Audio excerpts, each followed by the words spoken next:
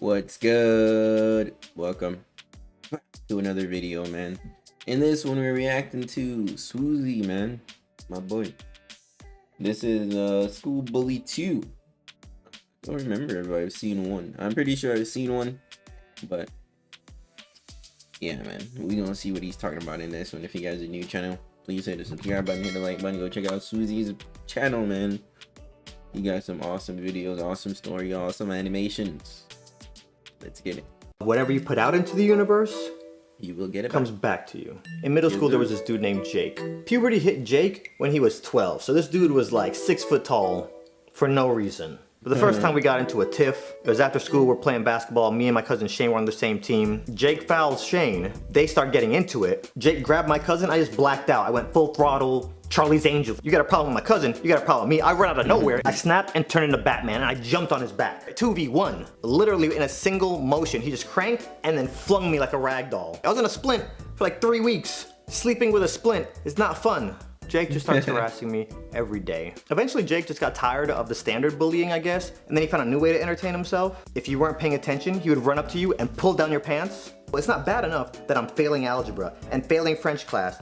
Imagine how traumatic it is. Bro, people actually did that in school. I've never seen that being done ever. Is that a thing that just happened in private schools or something? 'Cause I've never seen anyone do that in public school, bro. Yet again. Yeah, I only went to one public high school, so I don't know. Psychologically, coming to school, looking over your back in America. between every single class, wondering if you're trying to pull your pants down and you're gonna be exposed, and now I gotta start my OnlyFans account. I say this kind of jokingly, but not jokingly, because it was very stressful when all this was happening. And then one day, everything changed, because we got a new kid, Sterling. I see Jake just looking at Sterling like, fresh meat. First day Sterling gets there, as soon as school ends, Jake goes over to him and pushes him. Sterling pops Jake in the mouth. You know, they say if you ever go to jail, you gotta start a fight on the first day. That. Jake did not hit him back. Something very strange happened. Jake and Sterling became best friends. You know how rappers collab and they do an album together? Yeah, that happened. These dudes went on a bullying tour. They got so tired of bullying people in our class, they started bullying like high schoolers. Granted, I saw Sterling get He tried to bully the bully and got bullied. his butt kicked by the sophomore, and that was one of the most satisfying things I had ever seen in my life up to that point. But these dudes just wanted to fight everybody. I think it was like 8th grade, Jake was having a birthday party, and he came to school and he was telling everybody like, hey guys, come to my birthday party, and nobody wanted to come. Dude, when you're harassing people, people don't want to be around you like that. I think he put 2 and 2 together, so he started acting really nice. For like a week straight, he was nice to everybody, and then some people were like, okay. So Jeremy said he was gonna go, Robbie said he was gonna go, my cousin Shane said he was gonna go. I was the last person invited, so I'm like, okay, down. Now granted, I'm a nerd. Nerds are my peoples, okay? No matter what outfit y'all see me dress up in, still nerd. Bullies can just sense nerd. But I figured, let me go to his party, let me get in good with him, maybe he'll leave me alone. Go to this party and it was pretty fun. His dad was barbecuing. Then the video games came out and we put on Madden. Not a good idea. I knew this play, HB toss left with Cincinnati, you couldn't stop it. So no matter how bad of a predicament, I could be 4th and 90. You knew what was coming. I beat Robbie, I beat Jeremy, I beat Shane, and then it's Jake's turn. I don't just start beating him. I run HB toss left every play. And I was talking junk the entire time. I made it a point to beat him worse than anybody else at the sleepover. I was thinking this dude is gonna go back to harassing me anyway, so I might as well just get my revenge right now. For 15 minutes, I gave him a taste of what he'd been doing to me for the last 3 years. So then around midnight, we're all in his room and he says, let's all see who can stay up the longest. Whoever goes to sleep first is gonna get it. We're in his room, we're just talking. We're all there and we're talking. Wait, why are you at a sleepover at your bully's Next crib? thing I know, I hear giggling. I am woken up by the sound of laughter and the smell of beans. I don't know what's going on, but I'm mad because everybody's laughing and I realize they did something to me. They opened up cans of beans and poured it all over me. They poured it on my head, they poured it down my shirt. Shane is there, holding a can of beans laughing like, bro, eat two, Brute? You remember the time I jumped on Jake's back to save you? I have not eaten a single bean since that night. I'm traumatized, I just have PTSD. Monday comes, we go back to school, Jake goes right back to bullying.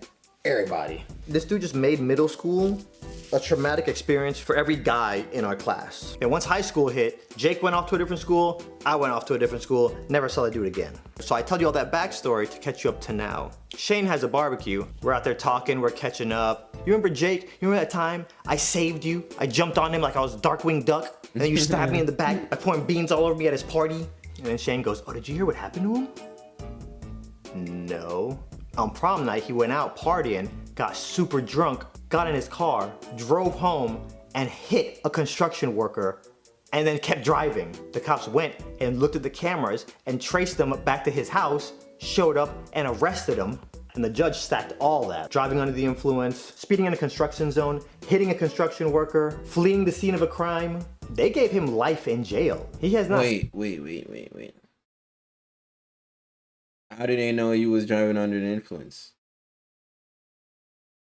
Unless they went... Wait, did he say they went the next day to pick him up?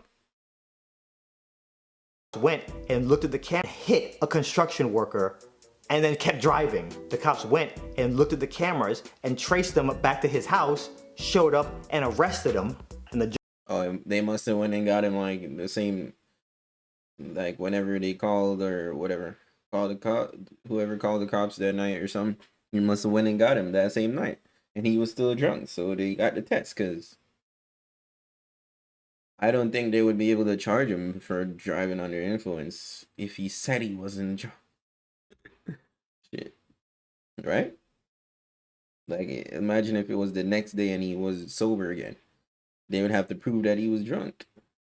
How would they do that?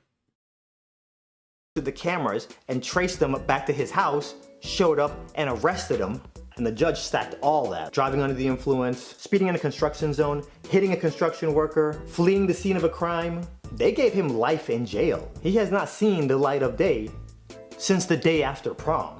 Obviously I was not happy hearing this news, but this is real life, no respawns. I'm gonna get on here and share this story because hopefully somebody can learn something from it, but I don't want to hear any more stories like this. We're all human, we're all gonna make mistakes, but they say what you put out in the universe comes back to you.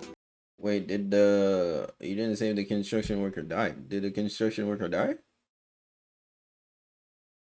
I don't think he would get life in prison if the person didn't die, right? Yeah, I don't know.